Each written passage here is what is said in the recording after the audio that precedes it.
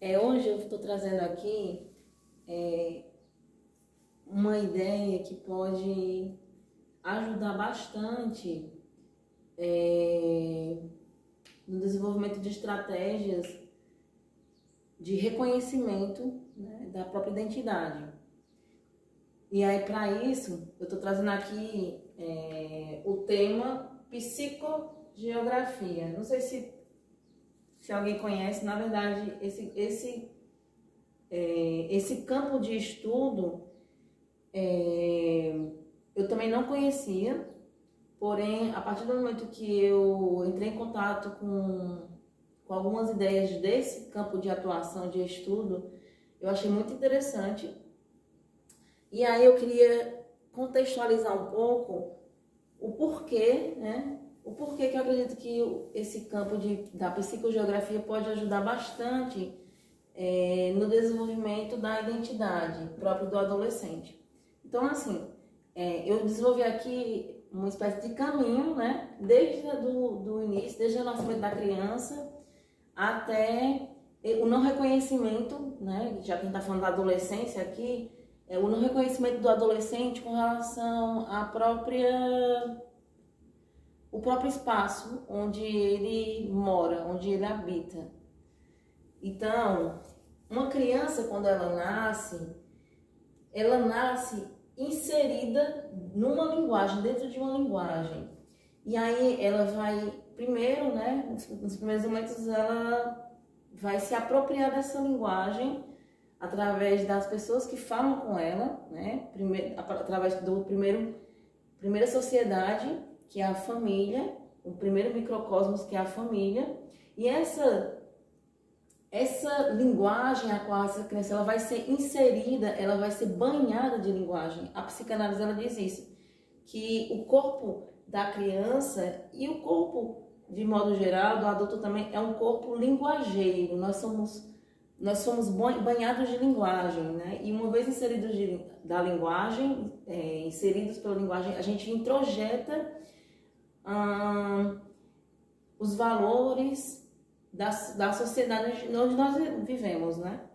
Então, ao mesmo modo que a geografia, o lugar onde você está inserido, influencia no modo da linguagem, na forma como você vai ser inserido, porque, por exemplo, uma pessoa que mora nos Estados Unidos, ela vai, se a gente pensar na questão da própria linguagem falada, ela vai ser inserida na língua inglesa, né? Ela não vai ser inserida na língua portuguesa. Uma pessoa que mora no Brasil, ela vai ser inserida, a língua materna dela é o português, né? Salvo muitos casos onde a criança ela vai desenvolvendo duas linguagens ao mesmo tempo, né? Dois idiomas ao mesmo tempo. Mas, no geral, uma criança ela é inserida no idioma, né? Mesmo que tenham dois, muitas vezes, a qual o ambiente ele vai exercer essa influência. Então, essa linguagem ela é determinada a priori. Ou seja, uma criança quando nasce, muito frequentemente ela já existem coisas predeterminadas, predefinidas para ela, né? A começar pelo próprio nome, né? A criança, claro que hoje a gente sabe que existem muitos casos de pessoas que trocam seu nome na idade adulta, porém, acredito que o trâmite, que o processo para a troca do nome não é tão simples assim, né? Quando acontece, o sujeito ele tem que mostrar, provar que aquele nome, ele de alguma forma é vexatório, né, no cartório. E aí pode ter uma troca de nome. Ou, de repente, a pessoa, o sujeito, ele começa a se identificar se perceber de outro gênero, né? E aí existe esse processo de troca de nome. Só que não é rapidamente, como já diz o nome, é um trâmite, né? É um processo. Então, a linguagem nossa é determinada a priori, né? Então, muitas vezes uma criança ela vai ter a mesma religião dos pais, ou não vai ter religião por causa da influência dos pais. A criança ela vai gostar do Flamengo e não do Fluminense, do Vasco e não do Corinthians, né? A depender da forma como foi falado para ela sobre essas coisas, sobre essas situações, né? E aí, mais uma vez, a geografia, né, ela vai influenciar nos sentimentos, né, o ambiente, o espaço que a gente ocupa vai influenciar nos nossos sentimentos e emoções, na expressão dos sentimentos e das emoções. E aí a gente vem para a adolescência, né? A adolescência é a fase, segundo Erik Erikson,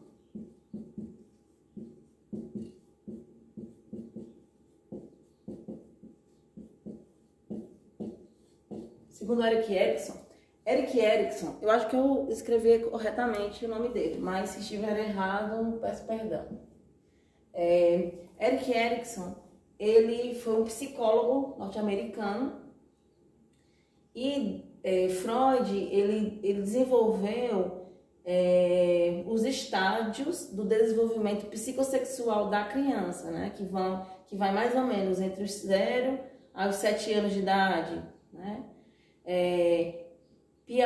Jean Piaget, ele desenvolveu os estádios do desenvolvimento intelectual da criança, né?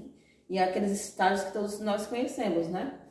Sensório motor, pré-operatório, operatório formal, né? Operatório concreto, aquela coisa toda que a gente já sabe. E aí Freud também, nos estágios de desenvolvimento psicossexual, a gente sabe que existe o estádio oral, né? E ele ainda faz uma subdivisão, né? Oral sádico. Existe o estádio anal, existe o estádio fálico, o de latência e o genital, né? E cada um desses existem coisas que estão sendo desenvolvidas, né? Maturação, tanto física, corporal, quanto das pulsões. E aí Erikson, ele desenvolveu influenciado, né? A partir dessas ideias dos estágios do desenvolvimento psicossexual, ele desenvolveu os estádios do desenvolvimento psicossocial da criança e se estendendo pelo ciclo vital, né? Porque ele vai falar dos estádios até a velhice. Mas, quando ele foca na adolescência, ele fala que é a fase de estabelecimento da identidade. E o conceito de identidade, é claro que ele pode ser pensado de diversas formas, a partir de diversos campos, né? Então, a identidade para a antropologia pode ser definida de uma forma, a identidade para a sociologia é definida de outra forma, a identidade para a própria geografia é definida de uma forma. Então, para a psicologia, essa identidade é justamente como se fosse uma fase de concretização, de término do desenvolvimento da personalidade do sujeito, que começa na infância, né? Então a gente sabe que a personalidade ela se divide em dois conceitos, né? Ela se divide em temperamento e em caráter. O temperamento a gente herda, né? A gente não muda nosso temperamento, mas o caráter ele vai depender diretamente das influências do ambiente onde nós estamos inseridos, né? E na adolescência existe um momento de muito conflito, né? Então, o adolescente ele não é criança, mas também não é adulto ainda, e é realmente um período de transição. Não é só uma questão da contemporaneidade, porque a contemporaneidade quis dizer que existe uma adolescência, que existe esse período de transição. Não, né? Os estudos das neurociências, da psicologia, da psiquiatria, eles estão embasados, são estudos empíricos, né? Eles estão embasados tanto na questão maturacional, né? Claro que a gente sabe que o cérebro do adolescente ele não está totalmente maturado, né? Então existem instâncias, existem partes do nosso cérebro que vão estar totalmente maturadas depois dos 25 anos, só para a gente ter uma ideia, né? Principalmente as funções executivas e essa parte mais do córtex pré-frontal. Claro que vai depender muito também dos estímulos, do ambiente, da pessoa, né? Tem pessoas que elas têm uma maturidade mais rápida, tem pessoas que demoram mais, mas grosso modo, até os 25 anos a gente vai estar realmente com todo o nosso cérebro totalmente maturado. E aí, se a gente pensa que a adolescência é essa fase de conflito, né? É a fase onde a criança, esse sujeito que está se desenvolvendo, agora adolescente, os interesses que ele tinha na infância não são os mesmos, né? E que muitas vezes ele começa a contestar as autoridades, as figuras de autoridades, né? E aí a gente coloca as figuras de autoridades, né? O pai, a mãe, às vezes os professores, né? E eles têm a tendência de querer constituir tribos, né? Constituir, buscar os próprios laços, né? E justamente porque estão buscando essa identidade, eles estão querendo entender quem eles realmente são. E aí, se a gente para pensar que a pandemia já era uma questão, os vícios em jogos online e offline já era uma questão, antes da pandemia já era um problema, principalmente, sobretudo nos lugares onde tinha muita tecnologia, como o Japão, né? Com a pandemia de Covid-19, com o isolamento que a pandemia causou, né? O afastamento social e a obrigatoriedade das aulas serem feitas através da internet, né? E aí leia-se internet, aí também as tecnologias, né? O celular, o tablet, computadores. Isso predispôs esse adolescente a ter muito mais acesso à internet, né? E a internet, aqui a gente não vai demonizar a internet ela é muito boa. Já pensou assim, na pandemia, se há 10 anos atrás tivesse acontecido esse grande problema da pandemia de Covid-19 e a gente não tivesse a internet, né? Então o sentimento de desolação teria sido muito maior, né? De desamparo também. Então a internet ela possibilitou que mesmo distantes a gente podia se comunicar, a gente podia manter alguma espécie de sentimento de rotina, né? Continuar com as estratégias de ensino-aprendizagem, mesmo que de alguma maneira adaptadas. Só que esse problema, né? O problema do afastamento social, da dificuldade de se desenvolver as habilidades sociais que são tão importantes nessa primeira infância, na segunda infância e na adolescência, é um problema sem par, né? É um problema que vai ser preciso de, não sei, cerca de uma década também para a gente conseguir sanar esse problema. E aí, a pandemia, o acesso à internet ilimitado, a dificuldade dos pais de desenvolver outras estratégias comportamentais mais funcionais, né? De propor alternativas dentro de casa mesmo, né? A dificuldade dos pais com a falta de tempo, né? E aí colocar a criança, o adolescente, né? No caso do adolescente, ele já, de alguma maneira, ele já foi se acostumando com isso, né? De ficar muito mais tempo na rede social, virtual, né? E isso é um problema, porque o sujeito ele não vai desenvolver as habilidades sociais, né?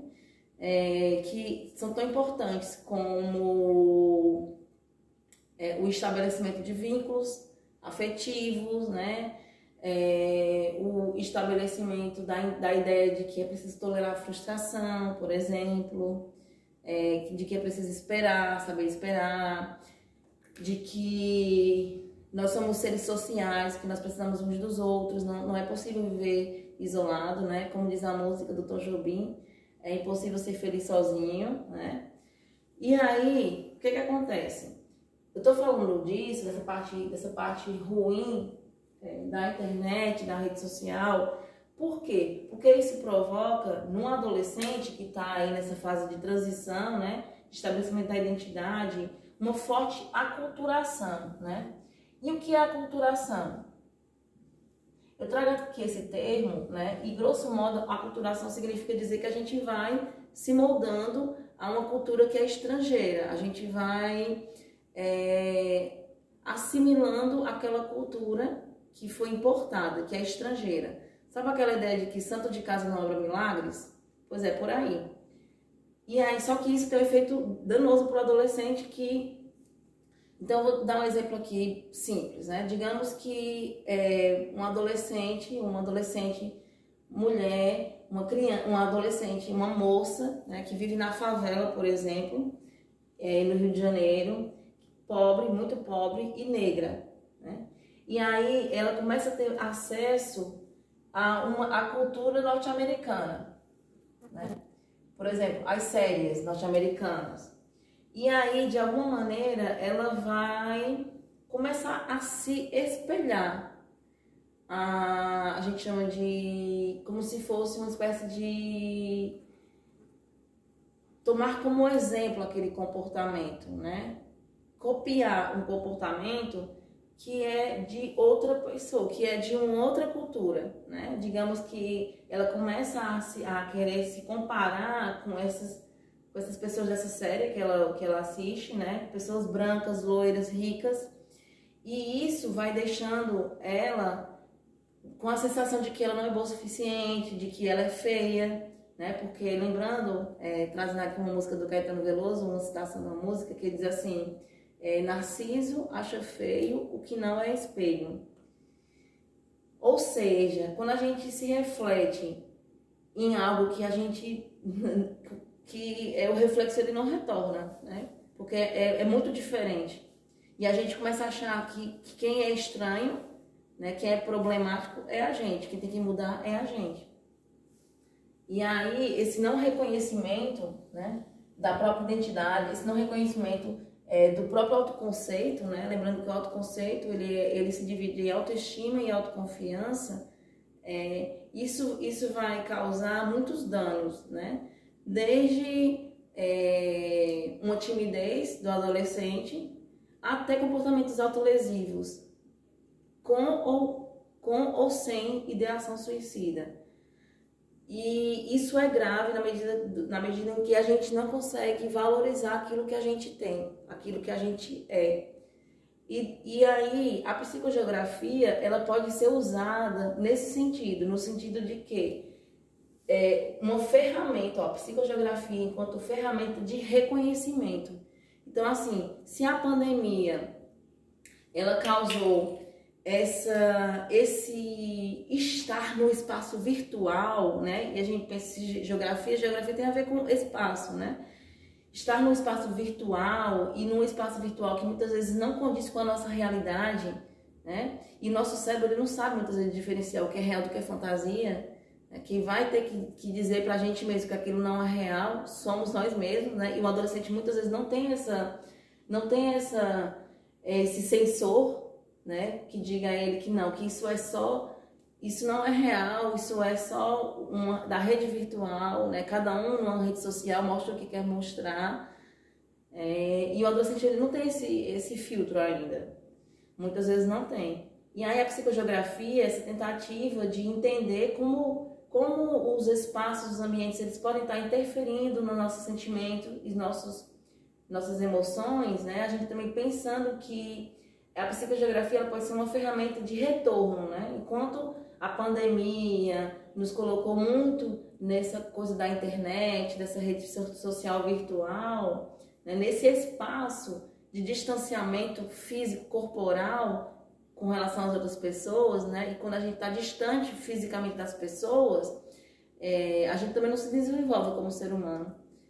Então, a psicogeografia é uma possibilidade de que a partir do mapeamento, né? Aquela coisa do desenvolvimento regional sustentável, do reconhecimento de que o lugar onde você vive é a sua raiz, né? Sem raízes, as árvores elas não conseguem suportar grandes ventanias, né? E aí, ela é uma ferramenta que pode servir bastante como reconhecimento, como construção de identidade, como uma forma da gente valorizar quem a gente é, uma forma da gente se refletir na nossa própria imagem.